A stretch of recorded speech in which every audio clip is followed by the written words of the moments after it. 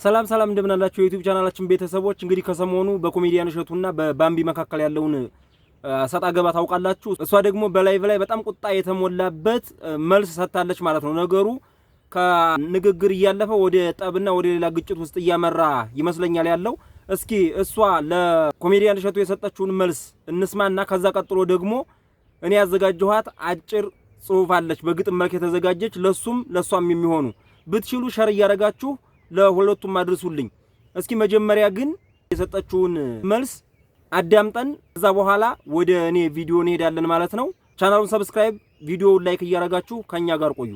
ዩቲዩብ ላይ አንድ መሸቂያ ለማድረግ የፈለገ ትንሽ ድንክ ጡብ የሚል ውሻ አለ። አንተን እኔ አክብሬ አላናግርህም። ለምናገረው ንግግርም ከዚህ በኋላ ይቅርታ ጠይቃችኋለሁ ሁላችሁንም።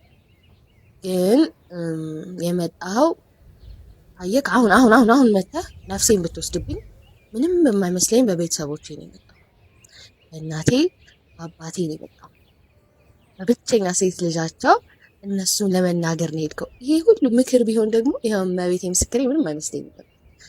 ግን አንተ ማስታወቂያ ለመስራት አረጋውያንን ጨርሰህ ቤተክርስቲያንን ጨርሰህ እኔ ላይ መምጣትህ በጣም ገርሞኛል። እኔ ስርቄ ነው ቢያንስ ስርቄ ነው፣ እያሳሳትኩኝም ሰው አይደለም፣ እየፖስተትኩኝም አይደለም። አንተ የገዳማት ምናምን ብለህ እንድትናገረኝም አልፈልግም። እኔ ህሊና ስላለኝ የገዳማት ነገር መስራት ከተውኩኝ ቆይቻለሁ። አንተ አትነግረኝም።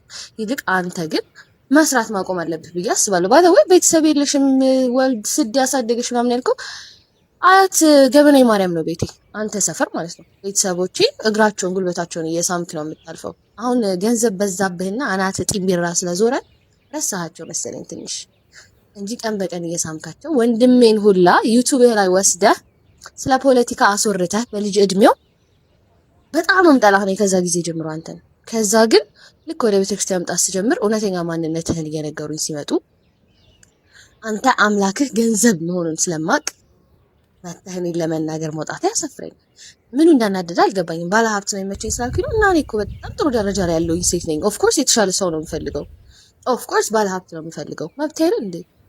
አንተ በመጽሐፍ ቅዱስ ታምን የለ እንዴ? ባለሀብት ሀብት እንዴት እንደሚመጣ እግዚአብሔር ሀብት እንዴት እንደሚባረክ አታውቅም እንዴ? ሲጀመር አንተ እውነት መጽሐፍ ቅዱስ የምታውቅ ሰው ብትሆን ኖሮ ማለት ነው በልጅ ጥፋት ቤተሰቦችን አትናገርም ነበር። አዳም አባቴ ትላለህ እንጂ ቃይል አባቴ እኮ አትልም አይደል? ግን ቃይል የአዳም ልጅ ነው አይደለ? ሔዋንና አዳምን ግን ለቃይል ስራ አትወቅሳቸውም። ስለዚህ ፋራ ጅልጥ ምንም ማታውቅ ነህ ማለት ነው። አንተ the only thing የሚያሳስብህ እቺ ዩቲዩብ ላይ ማለት ነው። ግን ይሄ ፍምስና ማለት ነው ይሄን ያህል ቂጥ ሊከታ አይገባም። ሰው መሆን አለ፣ ሰውነት ሊታይብህ ይገባል። እኔን ያዋረድክ መስሎ በጣም ጀጅ ተደረክ በብዙ ሰው። እኔ አሁንም ቢሆን እኔ እናንተ በእግዚአብሔር ፊት ብንቀር ማን ሞገስ እንዳለው አውቃለሁ። ቢያንስ እኔ ርቄ ማረኝ ነው የምለው። አንተ ግን ስሩ ሆነ የምትወጋው ባለጌውን በዴው አንተ ነህ። ካስፈለገ ከዚህ በኋላ ከነ ማስረጃ እያወጣሁ ማሳያለሁ ምን እንደምታደርግ ማለት ነው።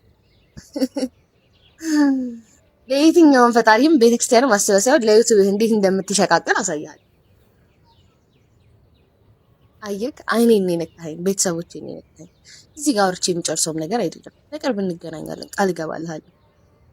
ለምን ምን ችግር አለው ብሞትስ? ቤተሰቦቼ እኮ ናቸው። አይ ዶንት ኬር ገባክ?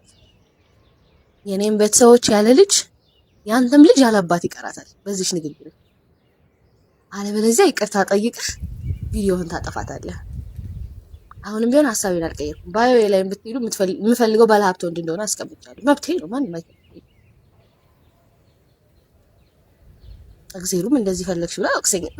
አንተን የመሰለ እንጂ አቅሰኝም።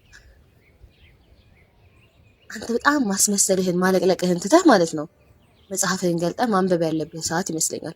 መጽሐፍህን ገልጠህ ብታነብ ስለ ሰው ማውራት እንደሌለብህ ይገባህ ነበር። ሲጀመር አንተ የሄድክ ጣና ገዳማት ድረስ የሄድከው እግዚአብሔርን ልትሰማ ቢሆን ኖሮ ከነዛ አባት ትልቅ ትምህርት ወስድ ነበር። ሰሞኑን ስለ ቦን የተናገሩትን ስማቸው። ግን አንተ ልትማር አይደለም የሄድከው፣ ዩቲዩብ ልትሰራ ነው የሄድከው። ሌላ ምንም ስራ የለም። ቪው ብቻ ነው የምትፈልገው አንተ። ንጹህ ልብ የለህም፣ ጥሩ ልብ የለህም። ተማሪዎችህ ይናገራሉ። አብረው ካጠገብ ያሉ ሰዎች ለምንም ሳይሆን ለገንዘብ ብቻ የምትሞት ሰው መሆንን ይናገራሉ። ስለዚህ እኔ ቢያንስ ገንዘብ በስነ ስርዓት መንገድ ነው ለማምጣት እየሞከርኩ ያለሁት እንጂ በእናንተ አይነት ወይ ስላልሆነ እንደው እግዚአብሔር አይዊሽ አሁን መጥቶ እናንተ ፊት ቢፈርድ ብዬ ሁላ አስባለሁ። ስለዚህ ቀጣይ የምናገረው ስለምንጸድቅ ምናምን የሚባል ድርጅት ነው መሰለኝ ያሰራ ሴት ልጅ ተሳልቦ ቪዲዮ እንዲሰራ ነው ታበረታቱት ማለት ነው። ይሄ ነው ካምፓኒያችሁ፣ ይሄ ነው ስራችሁ። ስለመጽደቅ ሰውን ሰድበህ ስትሰራ ራሱ አንተ አታፍርም?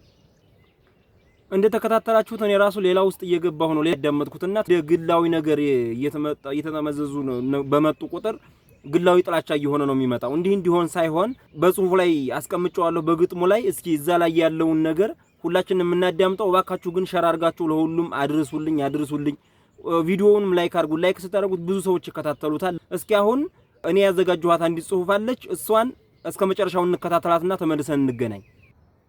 በዮሐንስ ወንጌል በምዕራፍ 8 ደግሞም ወረድ ብሎ በቁጥር 7 አንዲት ኃጢአተኛን በተመለከተ ኃጢአት የሌለበት ይውገራት ከናንተ ብሎ የተናገረው የሁላችን ጌታ እንድንርቅ ነበር ከከንቱ ትቸታ።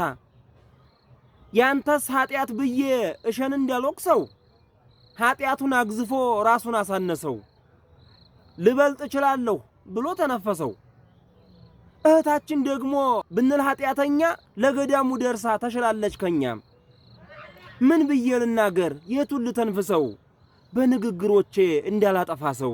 ይኸውም እህት ዓለም ያንቺ ትንንሾች እንዲያንጠፋኛ ኋላ እንዳይፈርድብን የሰማዩ ዳኛ ምንም አንቺ ራስሽን ጠንቅቀሽ ብታውቂ በታናናሾች ነፍስ እንዳትጠየቂ አምላክ የሚወደውን እንዳትጠይ ኋላ ዛሬ ተመላለሽ በሃይማኖት ጥላ ቤተ ክርስቲያንሽ ባንቺ እንዳትወቀስ ለመተው ሞክሪ መጥፎውን ቀስ በቀስ ምንም ሁላችንም ብንሆን ኃጢአተኛ ደፍነን እንዳንገኝ ሶስቱን መመዘኛ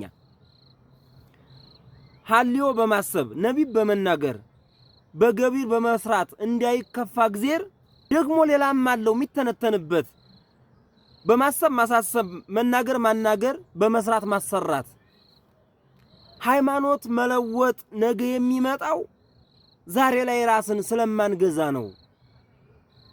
ብዙ ሰው ተዳፍሮ ነውር የሚናገርሽ ባለማወቁ ነው ምን እንዳለልብሽ። እናም ሁሉን ነገር ትተሽው ለራሱ ወደ መብርሃን ልጅ ተመለሽ ወደሱ።